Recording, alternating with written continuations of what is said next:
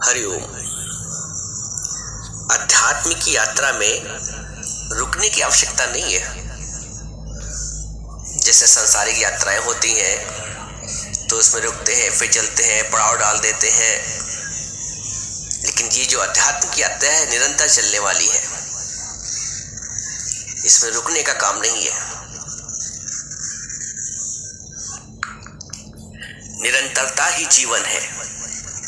नदी निरंतर बह रही है, चाहे कितना भी कूड़ा करकट, पत्थर, पहाड़ सामने आ जाए, उसका मूल है बहना और सागर से मिलना।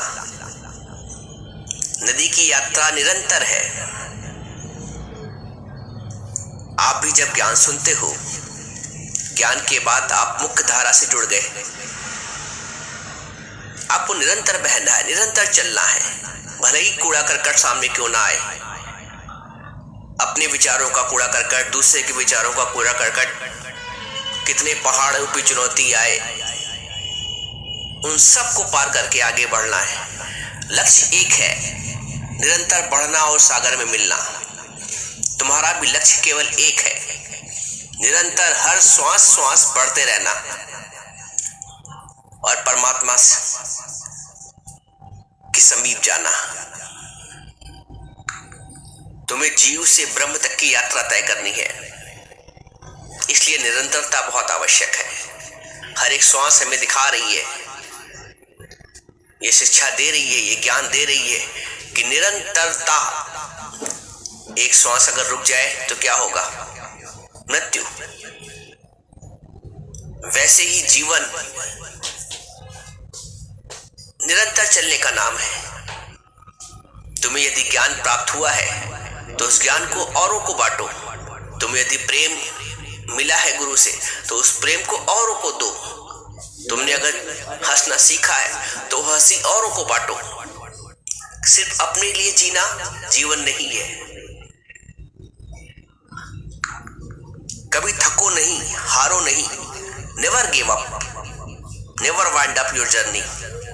जब तक प्रकृति साथ दे रही है, शरीर साथ दे रहा है, मानसिक शक्ति साथ दे रही है, बौद्धिक शक्ति साथ दे रही है, आध्यात्मिक चेतना जागृत है, चलते रहो, चलते रहो। रुकने का मतलब तुम चूक गए। रुक गए इसका मतलब चूक गए। सारी प्रकृति चली रही निरंतर, वो हमें शिक्षा दे रही है। नदी निरंतर बह रही है, पृथ्वी निरंतर घूम रही है, वायुमंडल में वायु निरंतर बह रही है, सूर्य का ताप प्रतिदिन निरंतर बना रहता है, वनस्पति निरंतर प्रगतिशील है। तो प्रकृति हमें शिक्षा दे रही कि निरंतरता रहे। निरंतर रहेगी तभी हम परमात्मा की सृष्टि से चैतन्य रूप से जुड़े रहेंगे। प्रतिकूल हो परिस्थितियां या ना हो, तुम्हें आगे बढ़ना है। तुम्हारा लक्ष्य ऊंचा है। तुम छोटे छोटे अवरोधों को पार करने में तुम्हें मुश्किल नहीं होनी चाहिए, क्योंकि तुम्हारे पास वो जज्बा है, तुम्हारे पास वो शक्ति है, गुरु ने दी है। रुकते हैं कमजोर लोग, तुम मजबूत हो, तुम्हारे पास आत्मशक्ति है। थकना तुम्हारा काम नहीं है, हारना तुम्हारा काम नहीं है, रुकना तुम्हारा काम नहीं है, बैठना चुपचाप तुम्हारा काम नहीं है। जो चुप बैठ गया समझो प्रमादी हो गया, आलसी हो गया। तुम्हें आलसी नहीं होना है। इस ज्ञान के सरोवर का लाभ सबको दो। इस प्रेम के सरोवर का लाभ सबको दो। इस आनंद के सरोवर का लाभ सबको दो। ज्ञान होने के बाद तुम्हें औरों को बांटना है। ज्ञान प्राप्ति का मतलब ये नहीं ज्ञान प्राप्ति के बाद तुम एकांत में बैठ गए। अगर तुम एकांत में बैठ गए तो तुमने ज्ञान को समझा ही नहीं है। बुद्ध तब तक भागते रहे जब तक ज्ञान नहीं प्राप्त हुआ। और जिस दिन से ज्ञान प्राप्त हो गया, ज्ञान बांटने निकल गए। वो अगर एकांत में बैठ गए होते तो ज्ञान कैसे प्राप्त होता? विवेकानंद अगर एकांत में बैठ गए होते तो ज्ञान कैसे प्राप्त होता? पूरी दुनिया भ्रमण की, तुम्हें भी पूरा भ्रमण करना है, वो शक्ति रखना है, वो जज्बा रखना है। कवि बोलता है, सामने पहाड़ों सिंह की दहाड़ो, तुम निडर हटो नहीं, तुम निडर डटो वहीं। डटना है, हारना नहीं, हिम्मत। छोटे मोटे अवरोध आते रहते जीवन में, प्रतिकूल परिस्थितियां आती रहती हैं। तुम्हें शक्ति इसलिए भी होनी चाहिए, तुम्हें ऊर्जा इसलिए भी होनी चाहिए कि तुम सब में अपना स्वरूप ही देखते हो, अज्ञान में दूसरा देखते हो, इसलिए उनके गुण और अवगुण देखते हैं। ज्ञान में आने के पश्चात दूसरा दिखता ही नहीं है, उसमें भी तो मैं हूं।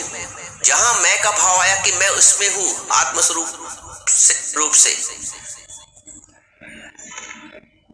जब मैं ही उसमें भी हूं तो फिर किसी के राग और द्वेष क्या देखना, गुण और दोष क्या देखना? गुण देखोगे तो राग होगा, उत्पन्न होगा, और द्वेष देखोगे तो दोष से द्वेष है, द्वेष से दोष है। ज्ञानी ना दोष देखता है ना द्वेष।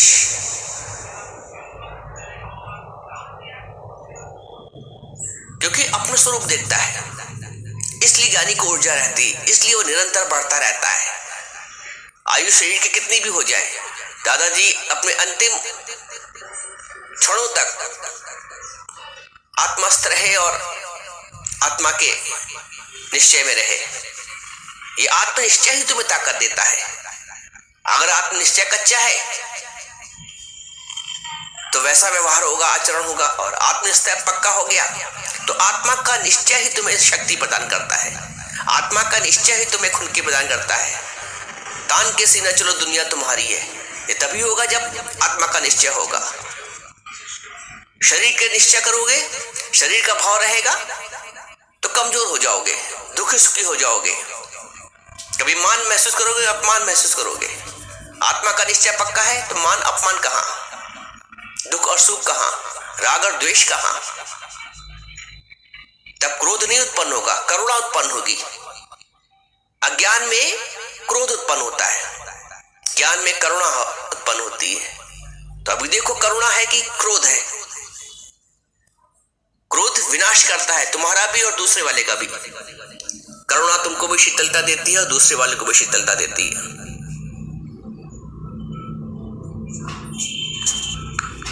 जब भी मन आलस दिखाए उसको डांट के खड़ा कर दो, उठो चलो आगे बढ़ो, रुकना तेरा काम नहीं, चलना तेरी शान। चलो, कार्यशील रहो, प्रगतिशील रहो।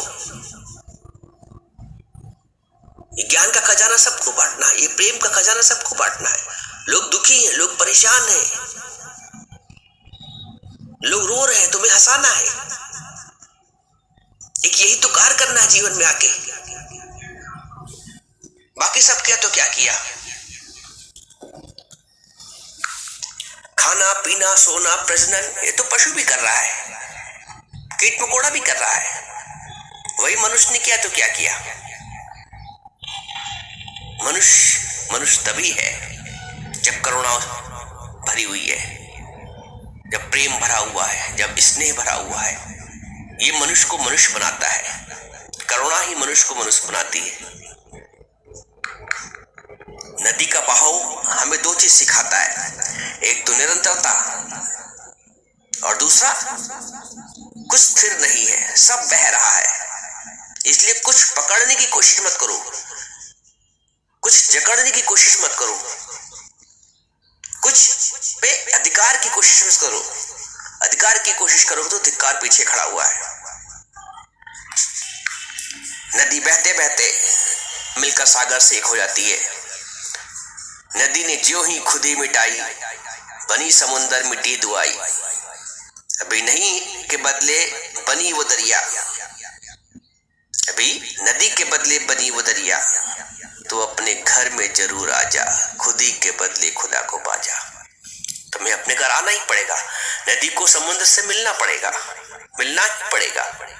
यही उसका लक्ष्य है, यही उद्देश्य है। नदी यदि छोटा सिकुड़कर सरोवर बन जाए तो वो नर्क है। वही नदी जब समुद्र से मिल जाए तो वो स्वर्ग है, वो आनंद है। तो तुम्हें नर्क नहीं बनाना है, सरोवर नहीं बनाना है, सीमाओं में नहीं जकड़ना है। तुम्हें वृहद बनना है, विशाल बनना है, उस परमात्मा से एकाकार करना है, जीव भाव का ब्रह्म में लय करना है। तुम्हें मनुष्य होने का लाभ उठाना है। ये तुमने मनुष्य होने का लाभ ना उठाया तो तुम मनुष्य होने का अधिकार भी खो देते हो।